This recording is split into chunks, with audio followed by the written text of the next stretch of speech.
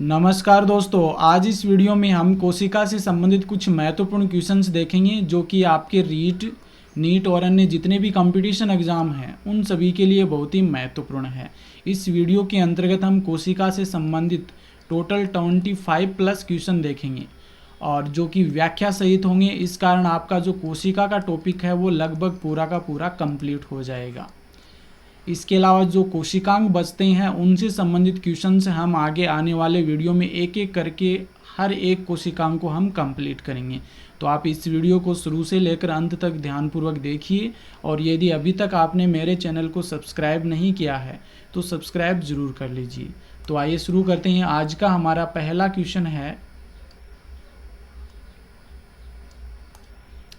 कोशिका सिद्धांत किसने प्रतिपादित किया था? यानी कि सेल थ्योरी, कोशिका सिद्धांत किसके द्वारा दिया गया था? ऑप्शन फर्स्ट है स्लीडन एवं स्वान, सेकंड ऑप्शन है वाटसन एवं क्रिक, थर्ड ऑप्शन है मेंडल तथा मॉर्गन और फोर्थ ऑप्शन है रॉबर्ट हुक। तो यहाँ पर ऑप्शन फर्स्ट आपका राइट आंसर होगा। स्लीडन एवं स्वान ये दोनों वैज्ञानिक जर्मनी के रहने वाले थे। स्लीडन थे एक वनस्पति शास्त्री और श्वान एक प्राणी शास्त्री थे। इन्होंने पादपों पर अध्ययन किया और इन्होंने जंतुओं पर अध्ययन करके सेल थ्योरी यानी कोशिका सिद्धांत का प्रतिपादन किया था और ये 1938 से 1939 में कोशिका सिद्धांत दिया था।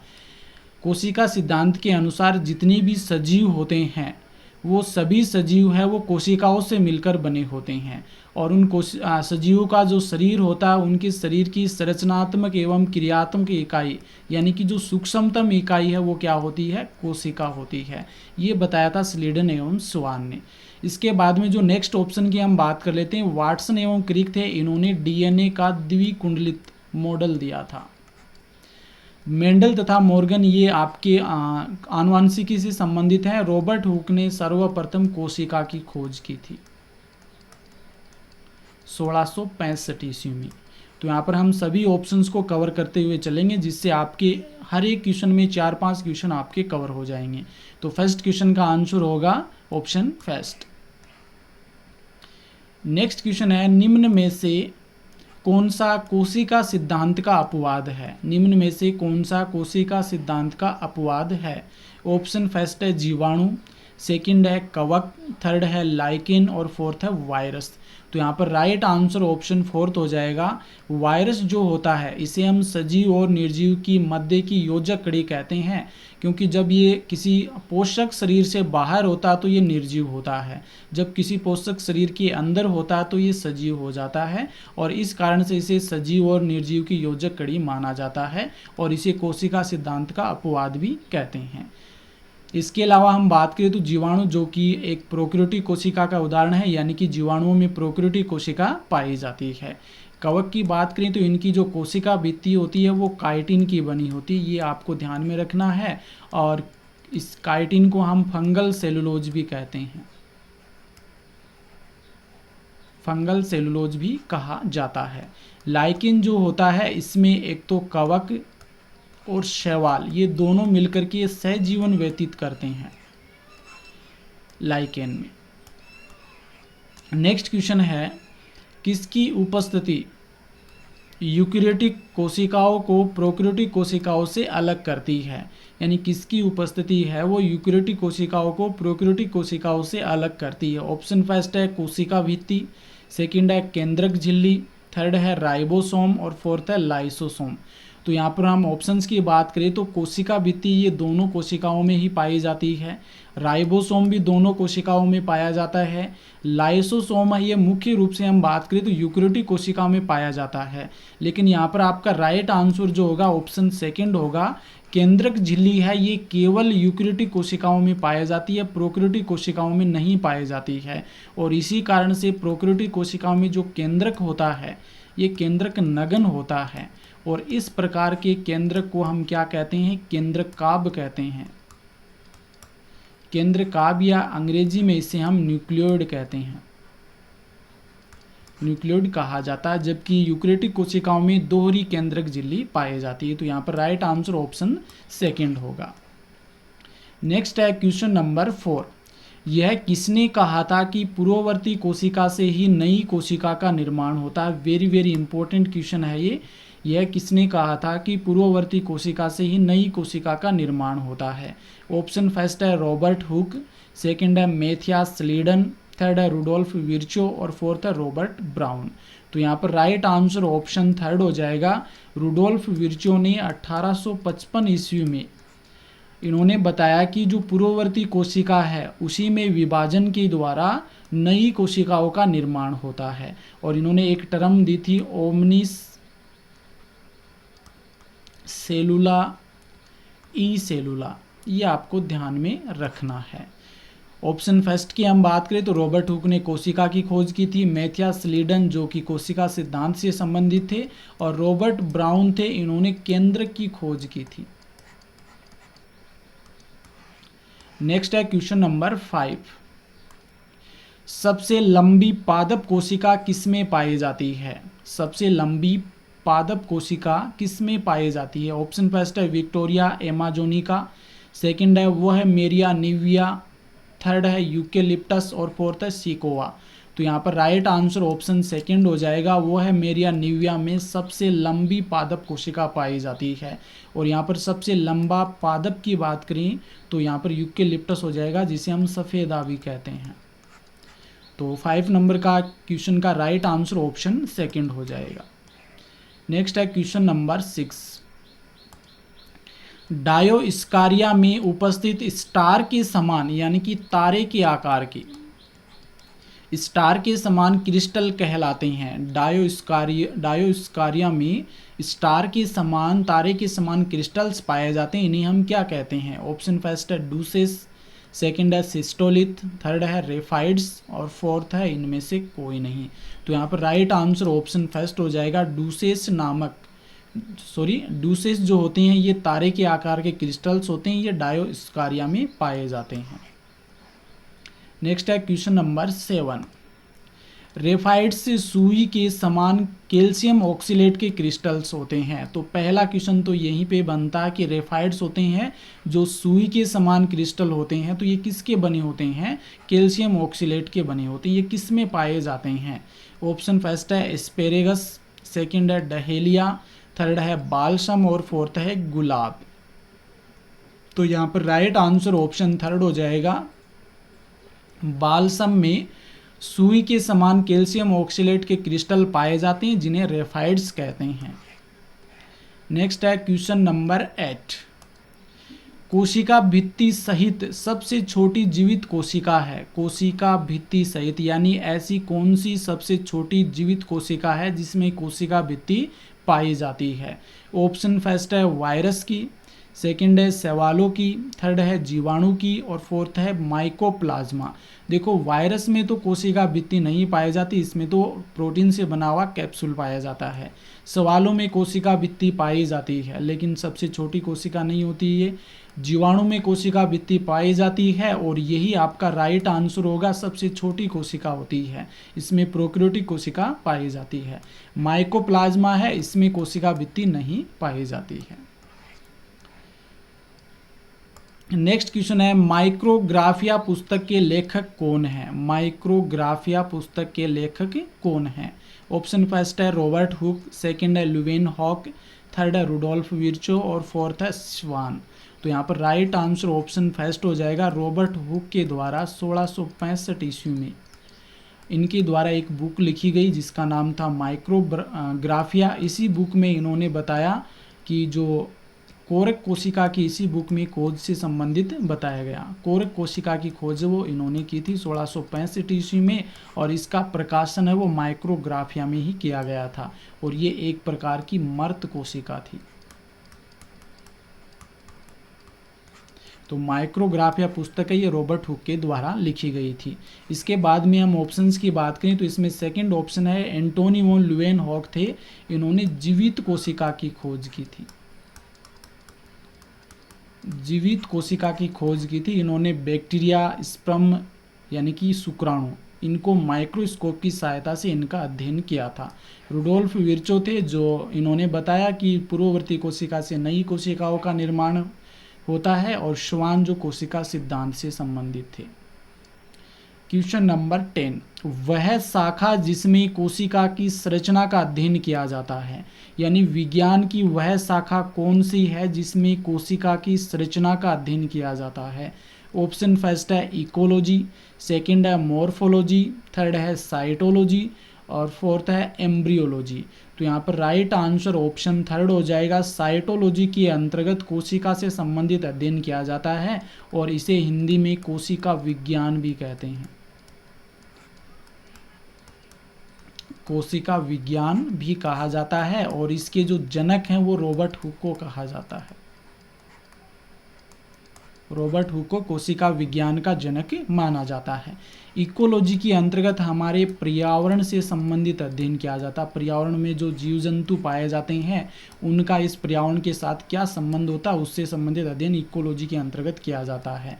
मॉर्फोलॉजी की हम बात करें तो इसके अंतर्गत पेड़ पौधे या जो जीव जंतु होते हैं उनका बाह्य जो लक्षण हमें दिखाई देते हैं उससे संबंधित जो अध्ययन था वो मॉर्फोलॉजी कहलाता है। एम्ब्रियोलॉजी यानी कि किसी भी प्राणी का एम्ब्रियो से संबंधित किस प्रकार से उसका विकास होता है, एम्ब्रियो का निर्माण किस प्रकार से होता है, उस एम्ब्रियो से नए जीव का निर्माण किस प्रकार से होता है, इस सभी का अध्ययन वो एम्ब्रियोलॉजी के अंतर्गत किया जाता है। नेक्स्ट है क्वेश्चन नंबर 11, कोशिका की खोज किसने की थी। कोशिका की खोज किसने की थी। ऑप्शन फर्स्ट है ल्यूवेनहॉक, सेकंड है रॉबर्ट हुक, थर्ड है रॉबर्ट ब्राउन और फोर्थ है इवानोव्स्की। तो यहाँ पर राइट आंसर है वो ऑप्शन सेकंड होगा। रॉबर्ट हुक के द्वारा 1665 ईस्वी में कोशिका की खोज की गई थी और इन्होंने कोरक कोशिका की खोज की थी। कोरक कोशिका की खोज की थी और ये एक प्रकार की मर्त कोशिका थी। तो इस प्रकार से क्वेश्चन पूछ लिया जाता है कि कोशिका की खोज किसने की थी, तब तो आपका आंसर रॉबर्ट हुक होगा। मर्त कोशिका की खोज किसने की थी, ये भी आंसर रॉबर्ट हुक होगा। लेकिन जब क्वेश्चन पूछ लिया जाए कि जीवित कोशिका की खोज वो किसके द्वारा की गई थी, तो इसका राइट आंसर आपका हो जाएगा एंटोनी वॉन ल्यूवेनहॉक ने जीवित कोशिका की खोज की थी। रॉबर्ट ब्राउन ने केंद्र की खोज की थी आर्किड के पादप में। इवानोव्स्की ये वायरस की खोज है इवानोव्स्की के द्वारा की गई थी और इसी कारण से इन्हें वायरस का खोजकर्ता बात करी तो इवानोव्स्की हो जाएगा। नेक्स्ट है क्वेश्चन नंबर 12, लेटिसिफेरस कोशिकाओं में क्या पाया जाता है। लेटिसिफेरस कोशिकाओं में क्या पाया जाता है। ऑप्शन फर्स्ट है कोशिका द्रव्य, सेकंड है भोजन, थर्ड है भोजन व वर्ज्य पदार्थ वर्ज्य मतलब अपशिष्ट पदार्थ और फोर्थ है इनमें से कोई नहीं। तो यहाँ पर राइट आंसर ऑप्शन थर्ड हो जाएगा। लेटिसिफेरस कोशिकाओं में भोजन व वर्ज्य पदार्थ पाए जाते हैं। नेक्स्ट क्वेश्चन है, जंतु तथा पादप कोशिकाओं में क्या अंतर होता है। एनिमल सेल और प्लांट सेल में मुख्य क्या डिफरेंस होता है। ऑप्शन फर्स्ट है पादप कोशिका में कोशिका भित्ति उपस्थित होती है। सेकंड ऑप्शन है पादप कोशिकाओं में लवक यानी कि प्लास्टिड पाया जाता है। थर्ड है पादप कोशिका में तारक काय अनुपस्थित होता है और फोर्थ है सभी। तो यहाँ पर आपका राइट आंसर ऑप्शन फोर्थ हो जाएगा। पादप कोशिकाओं में कोशिका भित्ति पाई जाती है जबकि जंतु कोशिका में ये अब्सेंट होती है। पादप कोशिका में प्लास्टिड यानी लवक पाए जाते हैं जबकि जंतु कोशिका में ये अब्सेंट होती हैं। पादप कोशिका में तारक काय नहीं पाए जाते हैं जबकि जंतु कोशिका में ये पाए जाते हैं। तो ये मुख्य डिफरेंस होते हैं पादप एवं जंतु कोशिकाओं में। नेक्स्ट है क्वेश्चन नंबर 14, सिस्टोलिथ निर्मित होते हैं।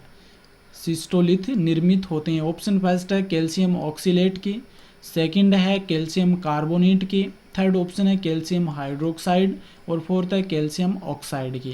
तो यहाँ पर राइट आंसर ऑप्शन सेकंड हो जाएगा। सिस्टोलिथ जो होते हैं ये कैल्शियम कार्बोनेट से निर्मित होते हैं। नेक्स्ट है क्वेश्चन नंबर 15, प्रोकैरियोटिक कोशिका में किसका अभाव होता है, यानी नीचे ऑप्शंस दे रखे हैं, इनमें से कौन सा ऐसा है जो प्रोकैरियोटिक कोशिका में नहीं पाया जाता है। ऑप्शन फर्स्ट है केंद्रक झिल्ली, सेकंड ऑप्शन है अंतर्द्रवी जालिका, थर्ड है गोल्जी काय और फोर्थ उपरोक्त सभी।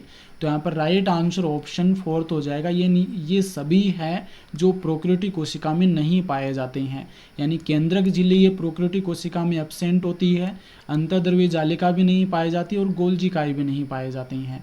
तो झिल्ली युक्त कोशिकांगों का प्रोकैरियोटिक कोशिका में अभाव होता है।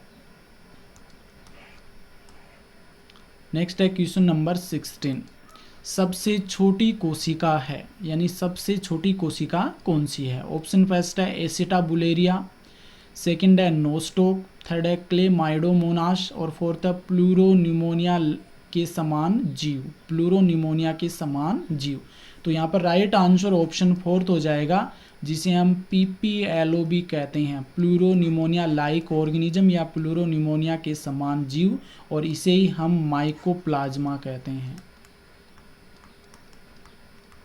माइकोप्लाज्मा कहते हैं। और माइकोप्लाज्मा के लिए एक अन्य शब्द का यूज भी किया जाता है, इसे पादप जगत का जोकर भी कहते हैं। पादप जगत का जोकर भी कहा जाता है। तो सबसे छोटी कोशिका हो जाएगी प्लूरोनिमोनिया लाइक ऑर्गेनिज्म, यानी प्लूरोनिमोनिया के समान जीव या माइकोप्लाज्मा, जिसे पादप जगत का जोकर भी कहते हैं। एसिटाबुलेरिया है, ये एक कोशिकीय सबसे बड़ी शैवाल होती है। कई बार ऐसा क्वेश्चन पूछ लिया जाता है कि एक कोशिकीय सबसे बड़ी शैवाल कौन सी है, तो एसिटाबुलेरिया जो कि एक कोशिकीय सबसे बड़ी शैवाल होती है। नेक्स्ट है क्वेश्चन नंबर 17। प्रोकैरियोट्स में निम्न में से किसका अभाव होता है? प्रोकैरियोट्स में निम्न में से किसका अभाव होता है? ऑप्शन फर्स्ट है DNA, सेकंड ऑप्शन है RNA, थर्ड है प्लाज्मा झिल्ली और फोर्थ है माइटोकॉन्ड्रिया। तो देखो DNA प्रोकैरियोटिक कोशिका में पाया जाता है, RNA भी पाया जाता है, प्लाज्मा झिल्ली भी होती है, लेकिन झिल्ली युक्त कोशिकांगों का अभाव होता है। और माइटोकॉन्ड्रिया एक दोहरी झिल्ली युक्त कोशिकांग है। तो यहाँ पर राइट आंसर ऑप्शन फोर्थ हो जाएगा, माइटोकॉन्ड्रिया, जिसे हम कोशिका का शक्ति ग्रह कहते हैं। शक्ति ग्रह कहते हैं। और ये प्रोकैरियोटिक कोशिका में नहीं पाया जाता। इसके स्थान पर प्रोकैरियोटिक कोशिका में प्लाज्मा झिल्ली में कुछ उभार पाए जाते हैं, जिन्हें मीसोसोम कहते हैं। और इसी के द्वारा क्या होता है, श्वसन की क्रिया से संबंधित एंजाइम इस मीसोसोम में पाए जाते हैं, जबकि यूकेरियोटिक कोशिका में श्वसन से संबंधित एंजाइम माइटोकॉन्ड्रिया में पाए जाते हैं। DNA की फुल फॉर्म हो जाएगी डीऑक्सी राइबो न्यूक्लिक एसिड, और RNA की हो जाएगी ribose nucleic acid. Next question है, कोशिका का अधिकांश भाग किस पदार्थ का बना होता है? ऑप्शन फर्स्ट है जल, सेकंड है प्रोटीन, थर्ड है कार्बोहाइड्रेट, फोर्थ है वसा। तो यहाँ पर राइट आंसर ऑप्शन फर्स्ट हो जाएगा कि कोशिका का अधिकांश भाग है वो जल का बना होता है, वाटर का बना होता है। नेक्स्ट है क्वेश्चन नंबर 19। एक पादप कोशिका से संपूर्ण नए जीवधारी बनने की आंतरिक क्षमता क्या कहलाती है? कोई भी एक पादप कोशिका है, उसमें संपूर्ण नए जीव बनाने की क्षमता होती है। इस क्षमता को हम क्या कहते हैं? ऑप्शन फर्स्ट है ओंटोजेनी, सेकंड है टोटिपोटेंसी, थर्ड है फाइकोजेनी और फोर्थ है डिफरेंशिएशन। तो यहाँ पर राइट आंसर है ऑप्शन सेकंड हो जाएगा। किसी भी कोशिका के द्वारा नए जीव के निर्माण करने की जो क्षमता होती है उसे टोटिपोटेंसी कहते हैं। नेक्स्ट क्वेश्चन है, कोशिका की मुद्रा है। कोशिका की मुद्रा है। ऑप्शन फर्स्ट है माइटोकॉन्ड्रिया, सेकंड है ATP, थर्ड है राइबोसोम और फोर्थ है प्रोटीन। तो यहाँ पर राइट आंसर ऑप्शन सेकंड हो जाएगा। ATP को हम कोशिका की मुद्रा कहते हैं और इसकी फुल फॉर्म हो जाएगी एडिनोसिन ट्राइफॉस्फेट।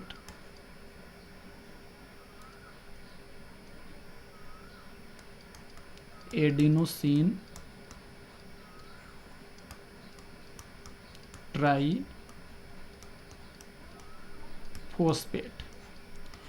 देखो जो माइटोकॉन्ड्रिया होती है इसमें श्वसन की क्रिया होती है और इस श्वसन की क्रिया के फलस्वरूप ATP का निर्माण होता है, यानी एडिनोसिन ट्राइफॉस्फेट का निर्माण होता है। और हमारी कोशिका के अंदर जो ऊर्जा है वो इसी रूप में संचित रहती है, ATP के रूप में संचित रहती है और इस कारण से ATP को हम कोशिका की मुद्रा कहते हैं और इसका निर्माण माइटोकॉन्ड्रिया में होता है। इस कारण माइटोकॉन्ड्रिया को कोशिका का शक्ति ग्रह कहा जाता है, पावर हाउस ऑफ सेल। कोशिका का शक्ति ग्रह या ऊर्जा घर कहते हैं कोशिका का माइटोकॉन्ड्रिया को। राइबोसोम जो होता है, ये राइबोसोम स्वतंत्र रूप से भी पाए जाते हैं कोशिका में। इसके अलावा जो एंडोप्लाज्मिक रेटिकुलम है उसके ऊपर भी पाए जाते हैं, और इसका मुख्य कार्य होता है प्रोटीन का निर्माण करना। और प्रोटीन निर्माण करने के कारण राइबोसोम को प्रोटीन फैक्ट्री भी कहा जाता है। प्रोटीन फैक्ट्री भी कहते हैं या प्रोटीन का कारखाना भी कहते हैं।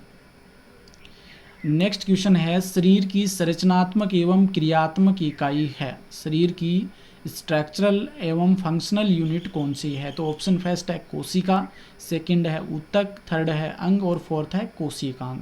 तो यहाँ पर राइट आंसर ऑप्शन फर्स्ट हो जाएगा, कोशिका यानी कि सेल्स है। इसे हम को शरीर की संरचनात्मक एवं क्रियात्मक इकाई कहते हैं।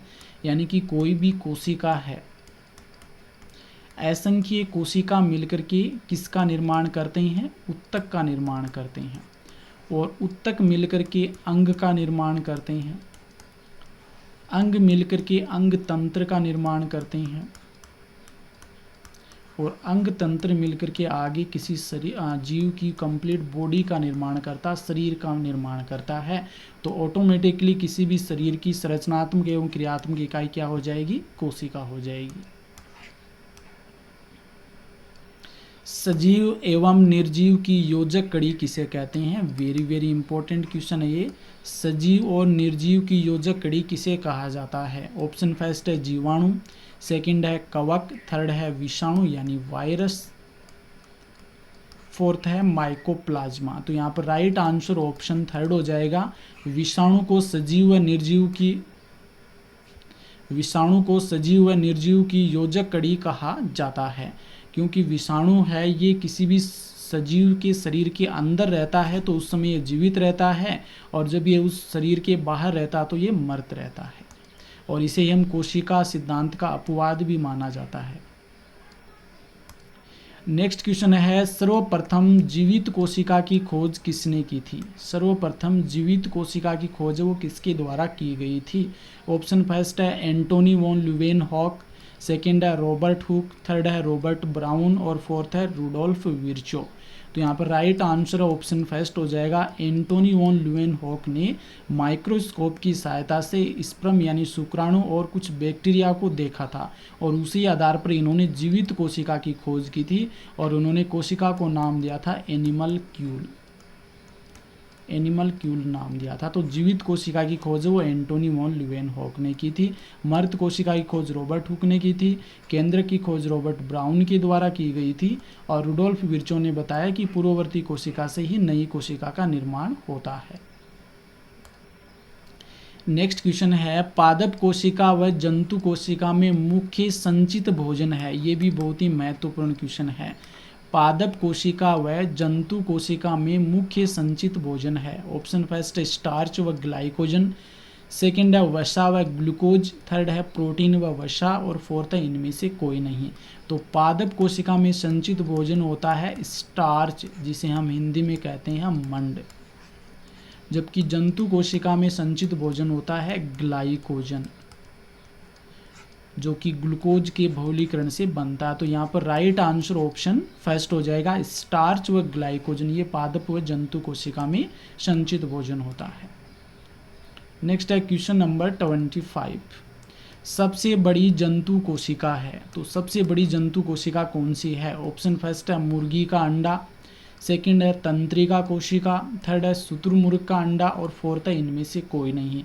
तो यहाँ पर राइट आंसर है वो ऑप्शन थर्ड हो जाएगा। शुतुरमुर्ग का जो अंडा होता है ये सबसे बड़ी कोशिका होती है। शुतुरमुर्ग को हम ऑस्ट्रिच भी कहते हैं।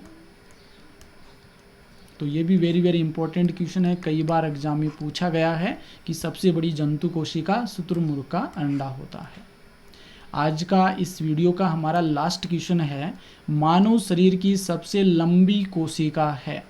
मानव शरीर की सबसे लंबी कोशिका है। ऑप्शन फर्स्ट है कूफर कोशिका, सेकंड है तंत्रिका कोशिका, थर्ड है पदाणु कोशिका, और फोर्थ है स्वेद कोशिका।